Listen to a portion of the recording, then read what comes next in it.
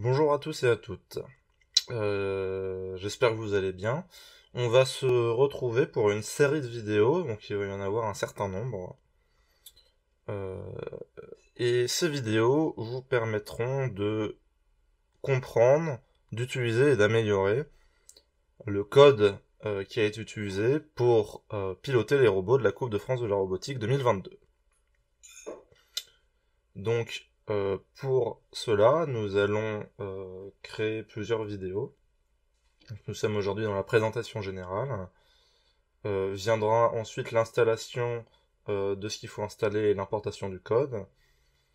Et à la suite de cela, à partir d'un projet complètement vide, nous allons intégrer les fonctions de déplacement en vitesse des robots, euh, indiquer comment créer sa propre librairie, donc on le fera de A à Z sans copier-coller. Comment utiliser encodeur magnétique et multiplexeur, qui sont dont on expliquera l'utilité après. Pareil pour gyroscope et odométrie, le contrôleur PID et la gestion des tâches. Bon, s'il y a des mots qui vous semblent totalement étrangers, c'est normal, on y reviendra un petit peu plus en détail. Alors donc, au cours de cette présentation générale, nous allons présenter le contexte, le hardware global des robots, bien qu'on reviendra dans chaque vidéo en détail sur les parties hardware qui sont utilisées de manière plus précise que ce qu'on va faire ici. Et enfin, un agencement global du code grâce à un organigramme. Donc, le contexte, c'est la Coupe de France de la robotique. Nous avons deux robots qui évoluent sur le terrain qu'on voit en bas à droite, de manière complètement autonome et lors de matchs de 100 secondes. Sur un terrain, il y a deux équipes, chaque équipe possède deux robots, et ces deux robots sont en concurrence pour marquer le plus de points. Ils se déplacent et effectuent les tâches de manière autonome, marquent des points, et c'est l'équipe qui a le plus de points au bout des 100 secondes qui remporte la rencontre. Donc plusieurs moyens de marquer des points sur cette coupe. L'élément de jeu principal, ce sont les échantillons, qui sont les hexagones de plusieurs couleurs qu'on voit juste ici, qui ont deux faces, une face révélée, une face cachée. Et selon comment on les utilise et où on les place, nous marquons des points. On voit aussi qu'il y a les carrés de fouille, juste ici, qu'on peut retourner en fonçant dedans et marquer des points si la bonne couleur est révélée.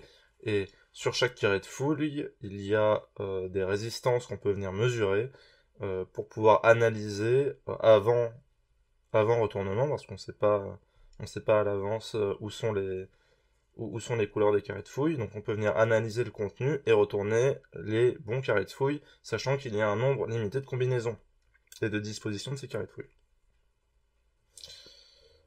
Étant donné que les robots sont complètement autonomes, on dégage de ce contexte plusieurs fonctions essentielles, qui sont des fonctions de déplacement, mais des déplacements automatiques, des fonctions d'actionneur pour interagir avec les éléments de jeu, et ensuite des fonctions de planification pour pouvoir ordonnancer le lien entre les fonctions de déplacement, les fonctions d'actionneur, pour au final marquer des points et faire toute la séquence de jeu. Alors on a présenté deux robots en 2022 qui sont Benny en haut et Isminosaurus en bas. Alors la fiche est pas à jour, c'est pour ça que les noms ne sont pas les bons. Ce sont à chaque fois des robots avec une base roulante qui est commune. Chaque robot possède 4 roues, 4 moteurs, les roues sont un petit peu spéciales. Ce sont des roues dites mécanomes qui permettent d'avoir des déplacements omnidirectionnels.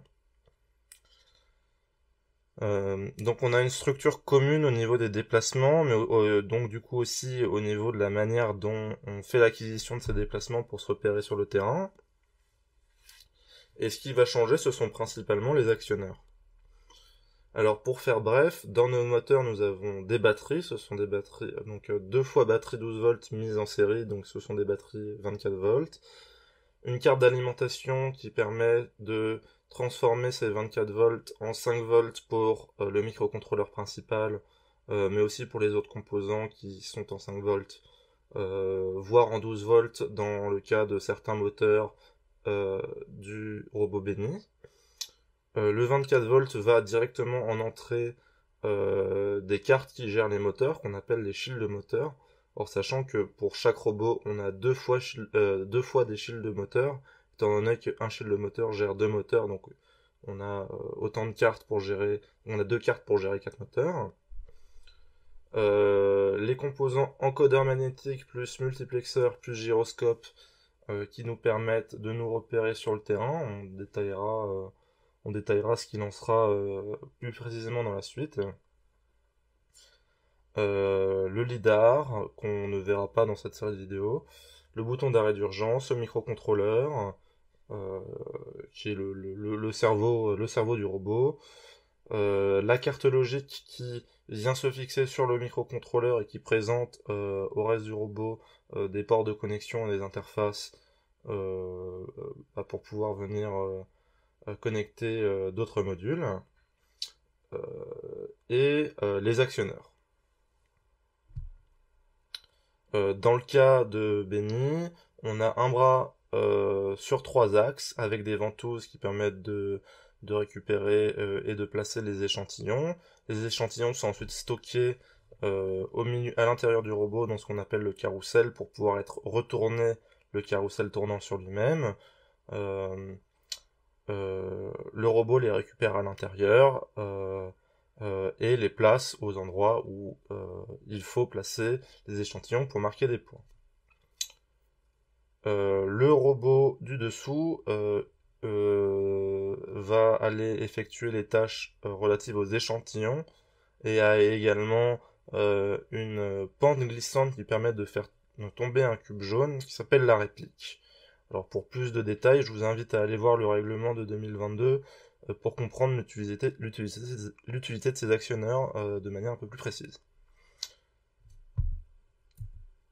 Alors au niveau du code, on a pour les deux robots un code qui est le même, bien que certaines briques du code ne soient utilisées que par un seul des robots. Et on a dans les deux cas une structure commune. On a en bleu, en orange et en violet une suite de librairies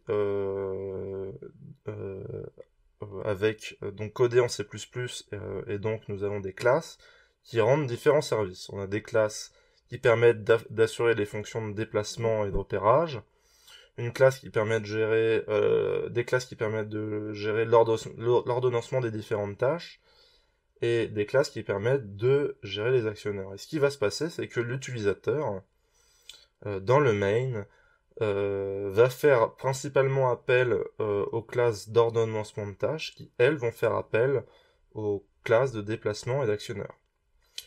Une classe, elle permet de rendre service à un utilisateur qui ne connaîtrait pas forcément le fonctionnement exact de ce qui se passe à l'intérieur. En construisant des classes une à une, en fait, on va partir ce qui va se passer, c'est que souvent, on va partir d'une classe qui permet de gérer un composant au plus près de ce composant, et on va venir rajouter des classes de pilotage au-dessus pour rajouter des niveaux d'abstraction et simplifier la vie à l'utilisateur qui, lui, est dans le main et ne veut pas forcément se soucier du fait que un moteur a une vitesse limitée et que en fonction d'un certain contexte il faut faire ceci ou cela pour que ça marche. Non, l'utilisateur qui est le plus en haut, qui est dans le mail, fait appel à des tâches d'ordonnancement et tout est agencé pour que ça se passe bien. Alors, si on rentre plus précisément dans le détail, on va voir que du point de vue déplacement, mais on reviendra à ce graphique quand on expliquera une à une les différentes tâches qu'on utilise.